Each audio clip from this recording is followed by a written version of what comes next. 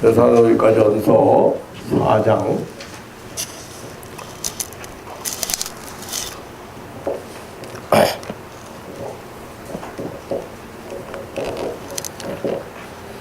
13절 말씀부터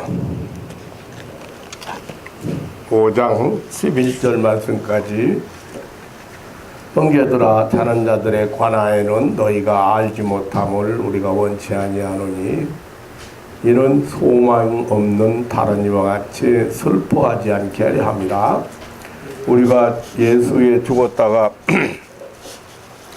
다시 사심을 믿을진대 이와 같이 예수 안에서 자는 자들도 하나님이 저와 함께 데리고 오시리라.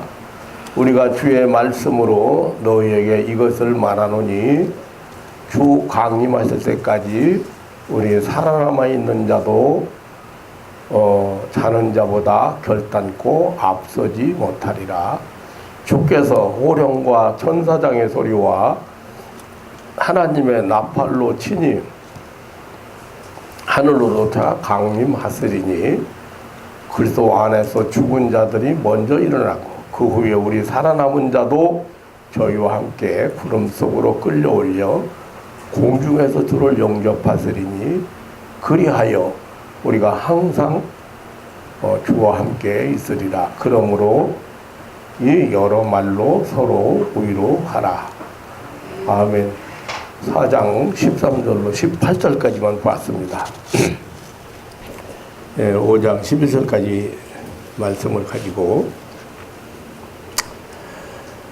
우리 성도들은 종말신앙, 즉 예수님의 재림신앙, 예수님께서 다시 오신다는 이 세상 끝날에 관한 그 소망을 가지고 사는 사람들입니다. 그래서 이 종말신앙이 우리가 예수님이 다시 오신다고 하는 신앙 고백을 항상 하고 있지만 좀 확실하게 여러분들이 가지실 필요가 있다, 이런 생각을 합니다. 영생을 얻은 우리 하나님의 자녀들에게 전 인생의 소망인 예수님의 재림신앙, 이 종말신앙에 대해서 지난주 주일에 이어서 오늘 두 번째 시간을 가지려고 합니다. 이 종말의 진리는 예수님께서 천국 전파를 하시면서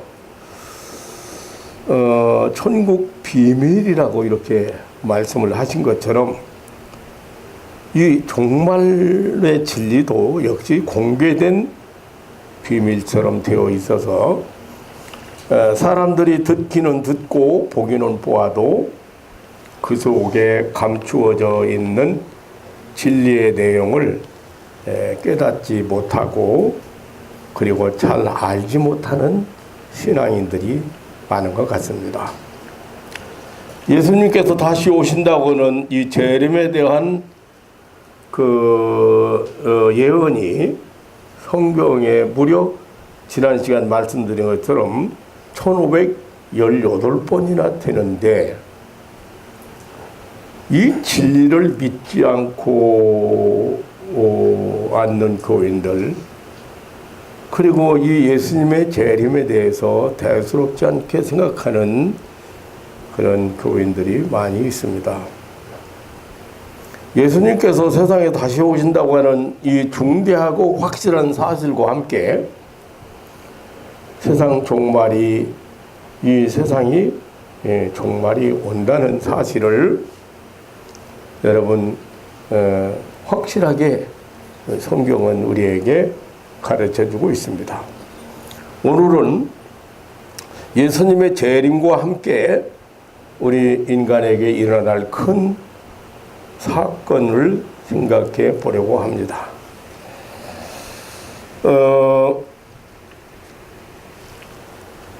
지난 시간에는 예수님의 예수님의 재림이 확실하고, 그리고 예수님의 재림과 함께 이 세상 종말이 온다는 말씀을 드렸는데, 오늘은 그 예수님의 재림과 함께 일어날 사건, 첫째가 부활입니다.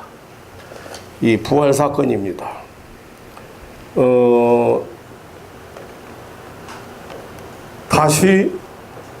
사람이 다시 살아나는 이 부활 사건입니다.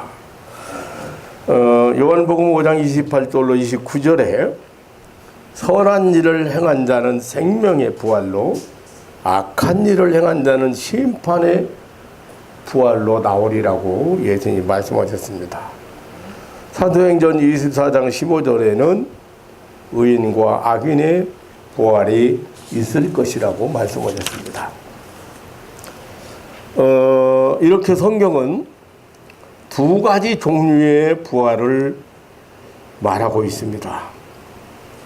예수 믿고 죽은 의인의 부활과, 그리고 예수를 믿지 않고 죽은 악인의 부활. 의인의 부활은 영생을 얻기 위한 생명의 부활이고, 악인의 부활은 영벌을 받기 위한 부활인데, 그것을 가리켜서 심판의 부활이라고 했습니다. 이 성경은 사람도 두 가지 종류로 구분합니다. 딱 두 가지 종류로 구분하는데, 예수 믿는 사람들은 의인이고, 그리고 불신자들은 악인이라고. 예수 믿는 사람은 예수 믿는 일을 선한 일이라고 하고, 믿지 않는 일은 악한 일이라고 하고. 그러니까 예수를 믿는 사람들은 선한 일을 하는 사람들, 하나님의 일을 하는 사람, 하나님의 말씀에 순종하는 사람들이죠. 예수를 안 믿는 사람, 믿지 않는 사람은 불순종자를 가리켜서 악인이라. 예. 하나님 말씀에 순종하는 자를 의인, 하나님 말씀에 불순종하는 자를 악인이라고 그렇게 구분해버리고 맙니다.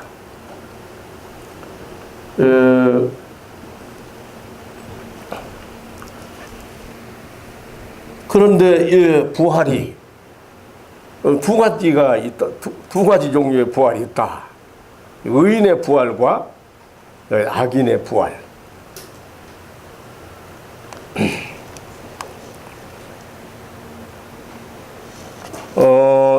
이제 여러분들이 신앙생활을 하시면서 좀 더 분명하고 확실하게 알고 믿고 그 확신 속에서 이제 신앙생활을 꼭 하셔야 되겠습니다.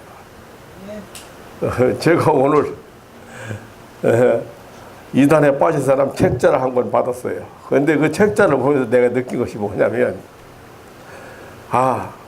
우리 성도들이 아주 또박또박 이제 많은 걸 가르치려고 하지 말고 확실하게 좀 알려줘야 되겠다는 생각이 들어요.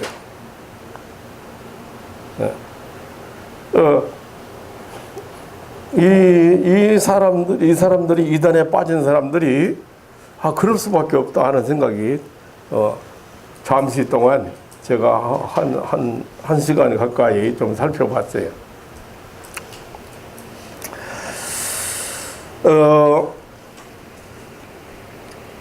그러니까 부활이 두 종류의 부활이 있는데, 의인의 부활, 영생을 위해서 영원한 생명의 부활로서 의인의 부활이 있고, 또 심판의 부활, 악인의 부활이 있다. 예수님은 마태복음 25장 46절에서 저희는 영벌에 의인은 영생에 들어가리라고 선언하셨습니다. 그러니까 부활과 동시에 나눠지는 거예요. 영벌과 영생에 들어가는 거예요. 오늘 13절에 또 사도행전 24장 15절에 다니엘서 12장 2절에 보면 그리스도 안에 죽은 자들과 그리스도 밖에서 죽은 자들, 다시 말하면 믿는 자들과 불신자들이 함께 부활할 것을 말했습니다. 그러니까 일시에 다 같이 부활하는 거예요. 다시 말하면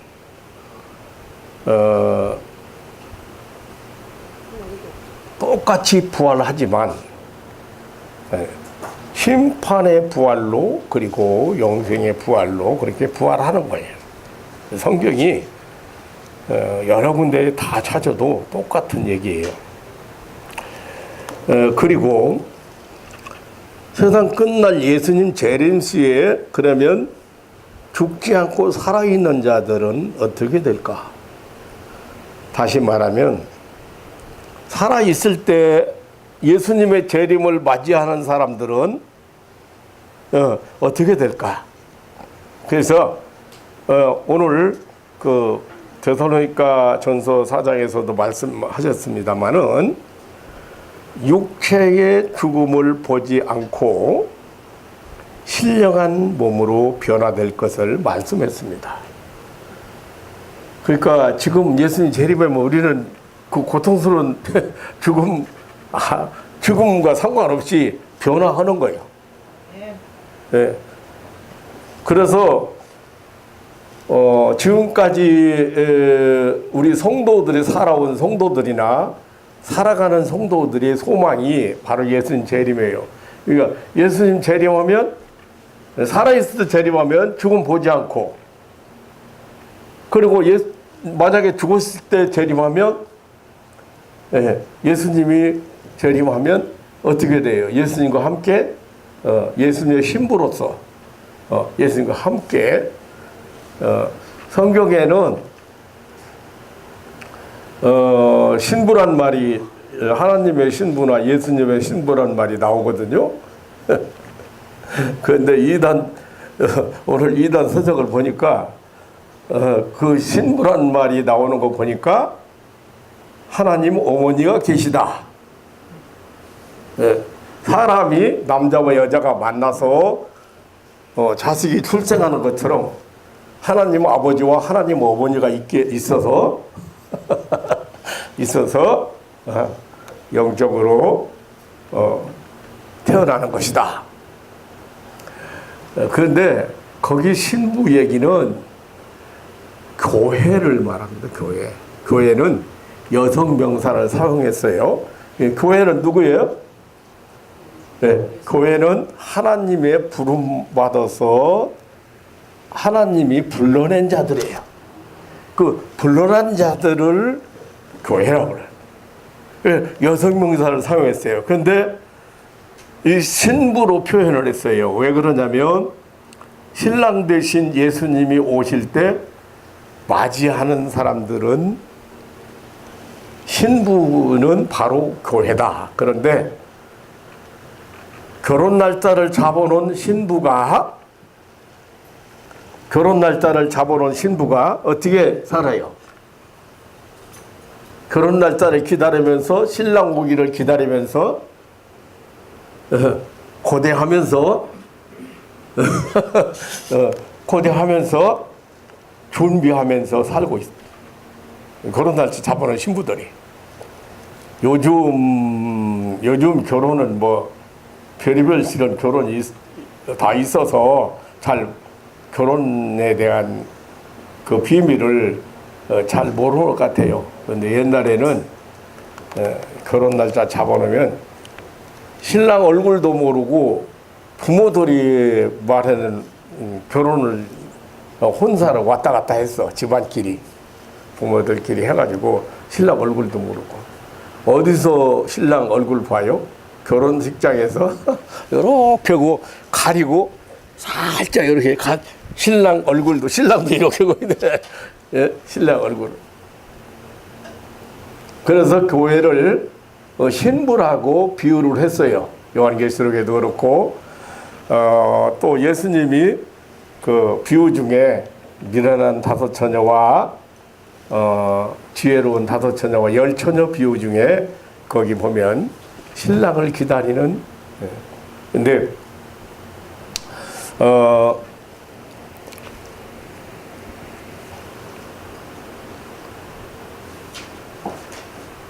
그렇기 때문에 우리 성도들은 그 신랑을 기다리는 신부처럼 예수님의 재림을 소망하면서 살았단 말이에요. 핍박도 당하고 어려움도 고난도 당하고 그러면서도 어때요? 신랑 되시는 예수님이 곧 오신다고 생각하고, 그래서 힘들고 어려워도 그 예수님을 기다리면서 생활했다.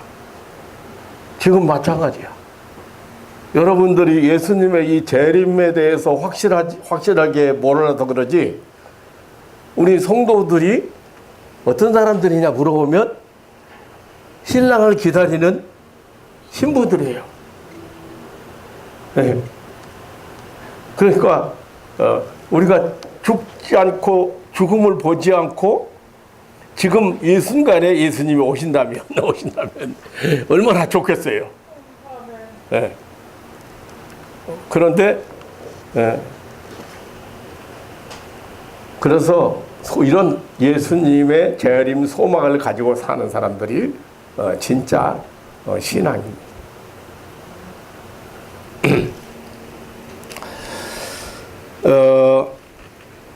그러니까 살아있을 때 예수님의 재림을 맞이하는 모든 사람들은 육체의 죽음을 보지 않고 신령한 몸으로 변화될 것을 말씀했습니다. 영생을 얻은 성도들은 생명의 영체로, 심판을 받을 불신자들은 영벌의 영체로 변화된다고 했습니다. 인류 부활은 예수님의 재림과 함께 순식간에 일어날 것을 말씀하셨습니다. 인류의 부활은 성경이 명백하게 증거하는 초자연적인 종말의 대사건입니다. 이 성도들의 부활할 몸, 변화될 몸을 사도 바울은 고린도전서 15장 42절로 44절에서 영생하는 영화로운 몸이라고 했습니다. 썩는 것이 썩지 아니할 것으로, 욕된 것이 영원한 몸으로, 약한 것이 강한 것으로 육의 몸이 신령한 몸으로 부활할 것이라고 말씀했습니다. 이것은 예수님께서 부활하셔서 40일 동안 활동하시고 하늘로 승천하신 그 영화로운 몸과 똑같은 모습으로 부활한다는 얘기입니다. 그리고 예수 그리스도를 믿지 않는 불신자들의 몸도 영벌을 받을 영체가 될 것입니다. 다니엘서 12장 2절에 보면 수욕을 받아서 부끄러움을 입은 자라고 했습니다. 요한계시록 20장 10절에서 말하기를 불과 유황으로 타는 못에 마귀와 그 짐승과 거짓 선지자가 있어 세세토록 밤낮 괴로움을 당한다고 했습니다. 이 악인들, 불신자들은 영벌을 당하는 그러한 영체가 될 것입니다. 결코 없어지거나 소멸되어 버릴 몸이 아니라 영적인 몸으로 영벌을 받은 존재임을 말하고 있습니다. 예수님은 마지막 날에 인류에 부활시킬 것을, 우리 인류를 부활시킬 것을 여러 번 반복해서 말씀하셨습니다. 요한복음 6장 39절에 내가 마지막 날에 다시 살리라고 했습니다. 요한복음 6장 40절에 내 아버지의 뜻은 아들을 보고 믿는 자마다 영생을 얻는 이것이니 마지막 날에 내가 이를 다시 살리리라고 했습니다. 예수님의 권능은 창조와 통치뿐만 아니라 예수님께서 이미 육신을 입고 세상에 오시고 기사와 이적을 행하시고 무덤에서 부활과 영화로운 승천에서도 나타났습니다. 그 어느 누구도 마지막 날 예수님의 부활의 명령 앞에 거부할 자가 없을 것입니다. 그렇기 때문에 예수님의 재림과 함께 모두 부활한다. 우리 어렸을 때는, 우리 젊었을 때는 이 부활, 기독교인은 부활 신앙을 믿는다. 그래서 화장하지 않고 매장해야 된다. 그런 주장을 한 사람이 많이 했어요. 그리고 사실 과학을 모르잖아요.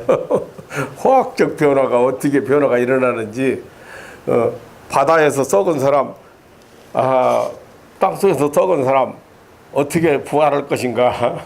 그래서 우리 그 목회학 시간에도 그런 장례식을 화장을 해도 괜찮은가. 기독교 장례식은 덕이 안 되기 때문에 매장해야 된다.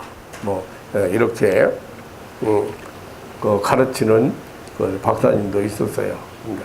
그러니까 사실 다 매장하거든 화장하든 다 썩어 없어지는 거 마찬가지야. 육신은 썩어 없어지는 마찬가지지만 지금이니까 이제. 근데 그때는 그래서 덕도 안 되고 또 다시 부활할 몸인데 묻어야지 화장해서 되겠는가 이렇게 했습니다만은 그 원소가 남아 있는 거에 대해서 잘 모르는 거지. 화학적 변화에 대해서도 잘 모르는 거야.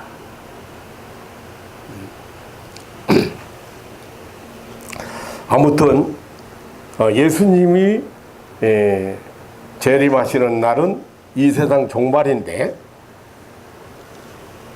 부활 사건이 큰 인류가 다 부활하는 부활 사건이 일어난다 하는 말씀입니다. 두 번째는 최후 심판이 있다고 했습니다. 의인과 악인을 부활시키고 또 최후 심판이 있다고 했습니다. 성경은 많은 곳에서 예수님의 재림과 함께 의인과 악인들의 최후 부활이 있고 심판이 따른다고 가르치고 있습니다. 예수님께서 마태복음 25장 32절로 33절에 보면 인자가 자기 영광으로 모든 천사와 함께 올 때에 자기 영광의 보좌에 앉으리니 모든 민족을 그 앞에 모으고 각각 분별하기를 목자가 양과 염소를 분별하는 것 같이 하여 양은 오른편에 염소는 왼편에 두리라고 했습니다. 그러니까 이 심판이 이제 확실하게 분명하게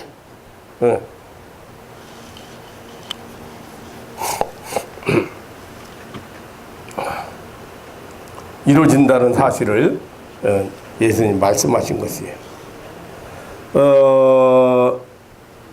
그 양과 염소의 분리로 비유를 했지 않습니까? 그런데 단 두 개의 그룹으로 분리해요. 신과 불신의 분리입니다. 이 말을 다른 말로 표현하면 순종과 불순종의 분리입니다. 하나님이 독생자를 보내사 모든 죄를 다 용서했기 때문에, 다 사했기 때문에 믿는 자는 영원히 사는 영생을 얻는다고 말씀하셨는데, 그 말씀에 순종하는 사람하고 그 말씀에 불순종한 사람과 나눠진다는 거예요.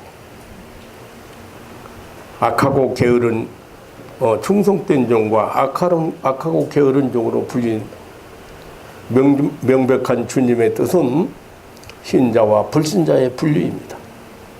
그 분리의 표준이 신앙과 불신종이야. 불신앙이야. 하나님의 말씀에 대해서, 하나님의 구원에 대해서 순종했는가 불순종했는가 분리야.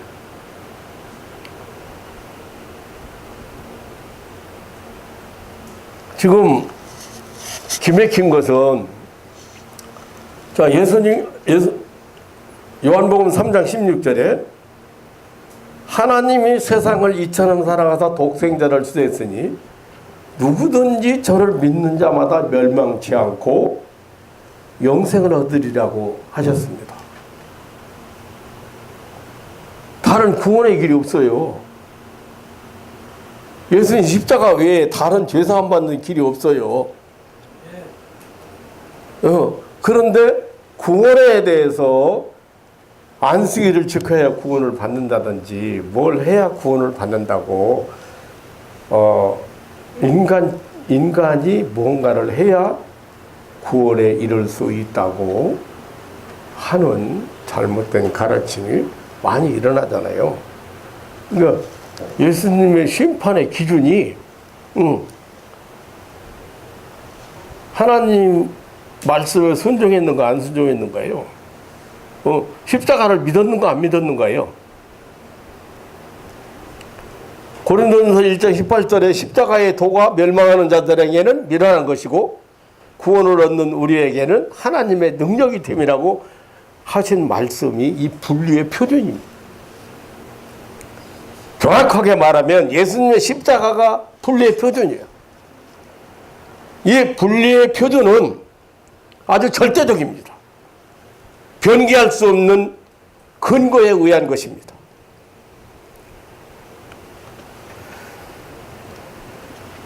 그래서 그 심판을 말할 때 생명의 책과 심판의 책, 그 책에 기록된 대로라고 그렇게 책에 기록된 대로, 책에 기록된 대로. 다니엘서 7장 10절에는 심판을 베푸는데 책들이 펴 놓였다라고 했습니다. 요한계시록 20장 12절로 15절에 보면 또 내가 보니 죽은 자들이 물은 대소하고 그 보좌 앞에 섰는데 책들이 펴 있고 또 다른 책이 펴졌으니 그 생명책이라. 죽은 자들이 자기 행위를 따라 책들에 기록한 대로 심판을 받으리니 바다가 그 가운데서 죽은 자들을 내어주고 또 사망과 음부도 그 가운데서 죽은 자들을 내어주매 각 사람이 자기 행위대로 심판을 받고 사망과 음부도 불못에 던지우니 이것은 둘째 사망 곧 불못이라. 누구든지 생명책에 기록되지 못한 자는 불못에 던지우더라고 했습니다. 그러니까 믿는 사람들은 생명책에 그 이름이 기록되어 있고 불신자들은 심판책에 그 이름이 기록되어 있습니다. 그 생명책에 기록된 자는 그 이마에 아버지와 아들과 성령의 인이 찍혀 있다고 했습니다. 요한계시록 17장 4절, 9절, 14장 1절. 심판의 책에 그 이름이 기록된 자는 짐승의 표, 곧 666을 받은 자들이라고 합니다. 이 짐승의 표 666은 불신앙의 표인데 바로 불과 유황으로 타는 못에 들어갈 자들이라고 했습니다. 요한계시록 13장 16절로 18절, 14장 11절, 19장 20절, 20장 10절 많이 기록되어 있습니다. 그러니까 이 심판의 기준이 여기 행위라고는 단어를 썼다고 해서 행위라고는 단어를 썼다 해서 그 구원론을 공적서를 주장하는 그런 학자나 그런 교파가 그런 또 이단이 있습니다.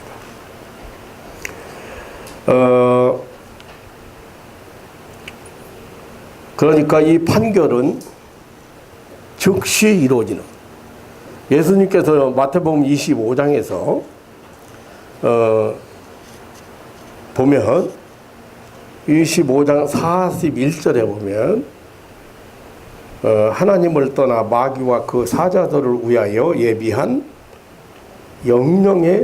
영영한 불에 들어가라고 선고해. 바로 지옥 형벌 선고를. 그리고 마태복음 25장 34절에 보면 창세로부터 예비한 하나님의 나라를 상속하라는 선언을 했습니다. 천국이지요. 천국 선언이죠. 영생과 영벌의 판결. 마태복음 25장 46절에 저희는 영벌에 의인은 영생에 들어가라고 이 판결은 즉시 시행되는 것입니다. 유예기간이 없어요.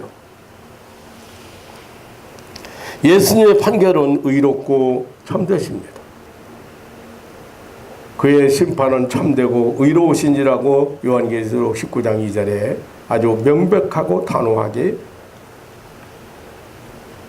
사랑하는 성도 여러분, 성경은 이 세계의 역사는 하나님이 죄인을 사랑하여 구원하는 구원의 역사라고 말합니다. 이 구원의 역사, 이 구원의 역사의 중심이 예수 그리스도라고 가르칩니다. 창조 이래로 인간이 만들어 놓은 세계의 역사는 지금 마지막 시간을 향하여 달려가고 있습니다.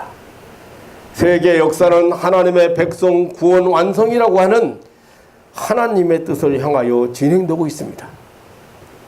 그러나 이 진행은 무한대가 아닙니다.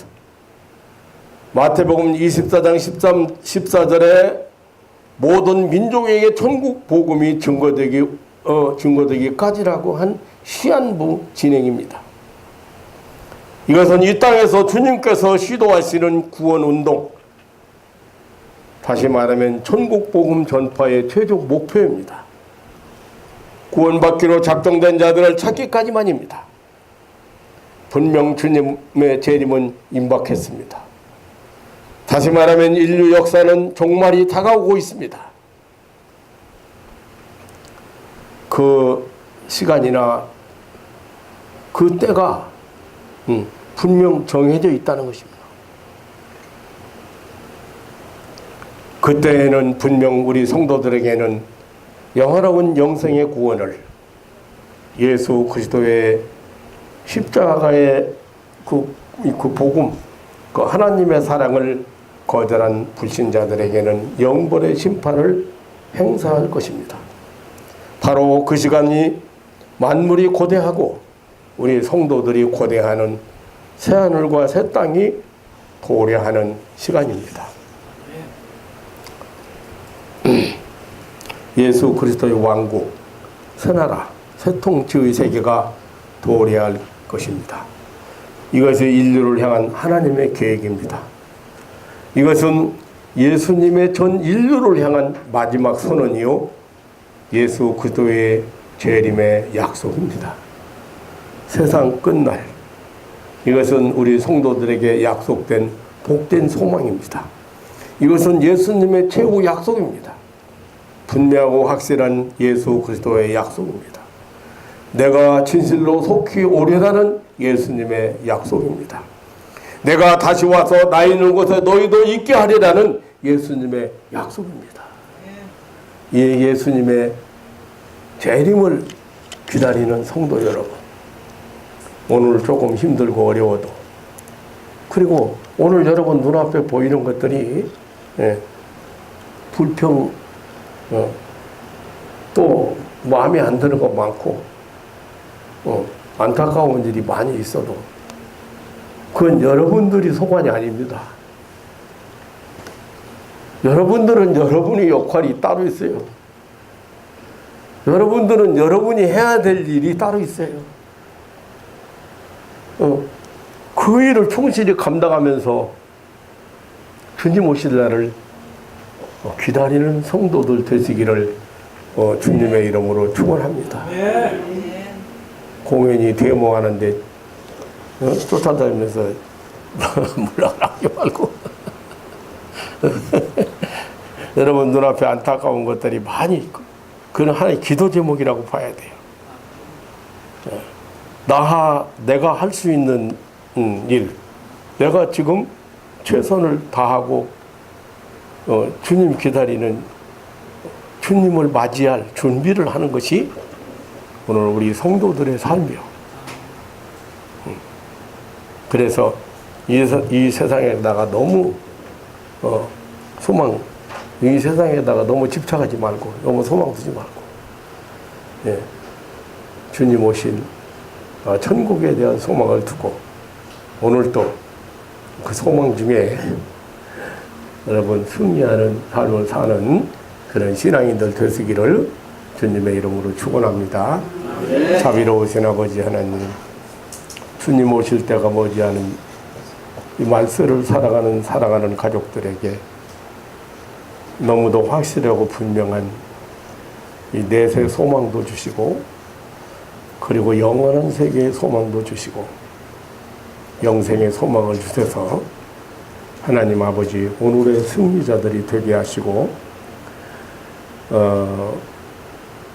확신 가지고 믿음을 지키는 그런 하나님의 백성들이 되게 하여 주옵소서. 신랑을 기다리는 신부처럼 항상 단장하고 준비하고, 그리고 기다리는 마음으로 오늘을 살아갈 수 있는 신앙인들 되게 하여 주옵소서. 자비로우신 아버지 하나님, 이 아침에도 주님 앞에 머리 숙인 믿음의 백성들에게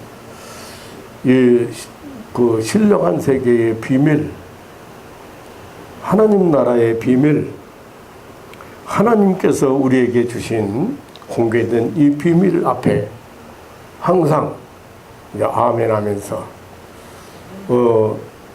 주님의 선한 뜻을 이뤄가는 하나님의 백성들이 되게 하여 주옵소서. 오늘 남은 시간도 주의 성령께서 우리를 동행하셔서 유익한 시간이 되게 하시고 참된 안식을 누리는 하루가 되게 하옵소서.